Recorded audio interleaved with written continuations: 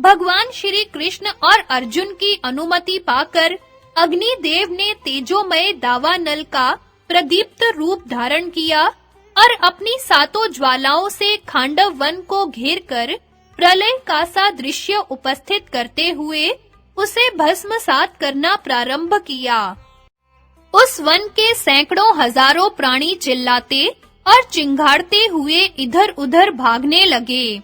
बहुत से प्राणियों का एक-एक अंग जल गया, कोई लपटों से झुलस गया, कितनों की आंखें फूट गई, किन्हीं के शरीर पर फफोले पड़ गए। बहुत से अपने संबंधियों के स्नेह बंधन में पड़कर भाग न सके और एक दूसरे से लिपटकर भस्म हो गए।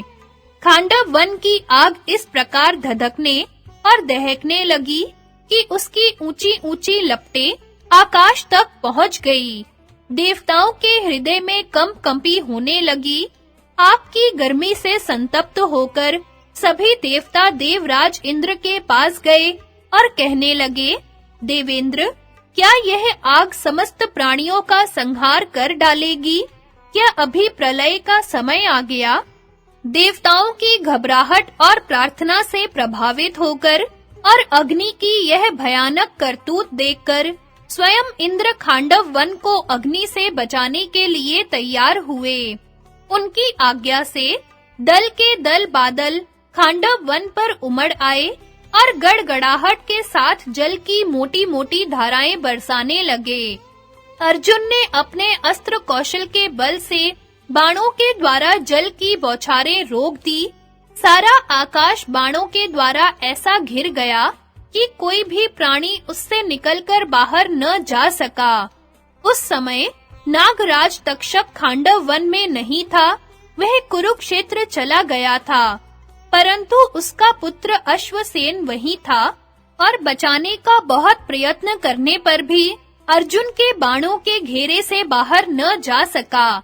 अश्वसेन की माता ने उसे निगलकर बचाने की कोशिश की। वह मुंह की ओर से शुरू करके पूंछ तक निगल भी गई थी, परंतु अग्नि का प्रकोप बढ़ जाने से बीच में ही भागने लगी। अर्जुन ने ऐसा तक कर निशाना मारा कि उसका फन बिंध गया। इंद्र अर्जुन का यह काम देख रहे थे। उन्होंने अश्वसेन को बचाने के लिए ऐसी आंधी चलाई और बूंदों की बौछार डाली कि अर्जुन क्षण भर के लिए मोहित हो गए। अश्वसेन वहां से भाग निकला। इंद्र के इस धोखे की बात याद करके अर्जुन क्रोध से तिलमिला उठे और पैने तथा तेज बाणों से आकाश को ढककर इंद्र से भिड़ गए। इंद्र ने भी अपने तीक्ष्ण अस्त्रों की वर्षा से अर्जुन को उत्तर दिया। प्रचंड पवन भयंकर गर्जना के साथ समुद्र को क्षुब्ध करने लगा। आकाश जल बरसाने वाले बादलों से भर गया। बिजली चमकने लगी। वज्र की कड़क से लोगों का दिल दहलने लगा। अर्जुन ने वायव्य अस्त्र का प्रयोग किया। इंद्र का वज्र कमजोर पड़ गया। बादल तितर-बितर हो गए। जल धाराएं सूख गईं। बिजलियों की चमक लापता हो गई। अंधेरा मिट गया। अर्जुन का यह अस्त्र कौशल देखकर देवता, असुर, गंधर्व, यक्ष, राक्षस और सर्प कोलाहल करते हुए सामने आ गए। वे तरह-तरह के अस्त्र शस्त्रों से श्री कृष्ण और अर्जुन पर प्रहार करने लगे। श्री कृष्ण और अर्जुन ने संयुक्त रूप से चक्र और तीखे बाणों के द्वारा सबकी सेना को तहस-नहस कर दिया। यह सब देख सुनकर देवराज इंद्र के क्रोध की सीमा न रही। वे श्वेत वर्ण वाले ऐरावत हाथी पर चढ़कर श्री कृष्ण और अर्जुन की ओर दौड़े। उन्होंने जल्दबाजी में अपने वज्र का प्रयोग किया और देवताओं से चिल्लाकर कहा कि अभी-अभी दोनों मरे जाते हैं। सभी देवताओं ने अपने-अपने अस्त्र उठाए।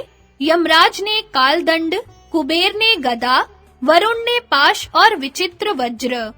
इधर भगवान श्री कृष्ण और अर्जुन ने भी अपने धनुष चढ़ाए और निर्भयता के साथ खड़े हो गए। इन दोनों मित्रों की बाण वर्षा के सामने इंद्र आदि देवताओं की एक न चली। इंद्र ने मंदराचल का एक शिखर उठाकर अर्जुन पर दे मारने की चेष्टा की, परंतु उसके पहले ही दिव्य बाणों की चोट से वह हजारों टुकड़े हो गया था। उसके टुकड़ों से खांडव वन के दानव, राक्षस, नाग, बाघ, रीछ, हाथी, सिंह, मृग, भैंसे तथा अन्यान्य वन्य पशु और पक्षी घायल एवं भयभीत होकर भागने लगे। एक ओर से आग सबको पी जाना चाहती थी, दूसरी ओर से भगवान श्री कृष्ण और अर्जुन की बाण वर्षा, कोई वहां से भाग न सका। श्री कृष्ण के चक्र और अर्जुन के बाणों से कट-कट कर जीव जंतु स्वाहा हो रहे थे। समस्त प्राणियों के आत्मा श्री कृष्ण ने उस समय अपना काल रूप प्रकट कर दिया था। देवता और दानव सभी उनके पौरुष को देखकर दंग रह गए। उस समय इंद्र को संबोधन करके वज्र निष्ठुर ध्वनि से आकाशवाणी हुई कि इंद्र, तुम्हारा मित्र तक्षक कुरुक्षेत्र जाने के कारण इस भयंकर अग्निकांड से जला नहीं, बच गया है। तुम अर्जुन और श्री कृष्ण को युद्ध में कभी किसी प्रकार नहीं जीत सकते। तुम्हें समझना चाहिए कि ये तुम्हारे चिर परिचित नर नारायण हैं। इनकी शक्ति और पराक्रम असीम है।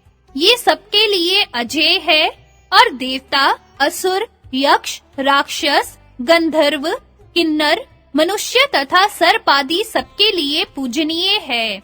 तुम देवताओं को लेकर यहाँ से चले जाओ, इसी में तुम्हारी शोभा है। इस अवसर पर खांडव वन का दाह देव ने ही रच रखा है। आकाशवाणी सुनकर देवराज इंद्र क्रोध और ईर्ष्या छोड़कर स्वर्ग में लौट गए। देवताओं ने भी अपनी सेना के साथ उनका अनुगमन किया। देवताओं को समर भूमि से हटते देखकर भगवान श्री कृष्ण और अर्जुन ने हर्ष ध्वनि की। खांडव वन अनाथ के घर की तरह धक-धक जलने लगा। भगवान श्री कृष्ण ने देखा कि मय दानव यकायक तक्षक के निवास स्थान से निकलकर भागा जा रहा है और अग्नि मूर्तिमान होकर जलाने के लिए उसका पीछा कर रहा है। उन्होंने मय दानव को मार डालने के लिए चक्र उठाया। आगे चक्र और पीछे धधकती आग को देखकर पहले तो मय दानव किंकर्तव्य विमूढ़ हो गया। पीछे उसने कुछ सोचकर पुकारा, वीर अर्जुन, मैं तुम्हारी शरण में हूँ, केवल तुम मेरी रक्षा कर सकते हो। अर्जुन ने कहा, डरो मत। अर्जुन को अभय दान करते देखकर भगवान श्री कृष्ण ने चक्र रोक लिया और अग्नि ने भी उसे भस्म नहीं किया। मय दानव की रक्षा हो गई। वह वन 15 दिन तक जलता रहा। इस अग्निकांड से केवल 6 प्राणी बच सके, अश्वसेन सर्प, मय दानव और 4 शारंग पक्षी। शारंग पक्षियों के पिता मंदपाल ने और उन पक्षियों में सबसे बड़े जरितारी ने अग्नि देवता की स्तुति करके अपनी रक्षा का वचन ले लिया था। अग्निदेव भगवान श्री कृष्ण और अर्जुन की सहायता से प्रज्वलित होकर खांडव वन को जला डाला। अनंतर ब्राह्मण के रूप में उनके सामने प्रकट हुए। उसी समय देवराज इंद्र भी देवताओं के साथ अंतरिक्ष से वहां उतरे।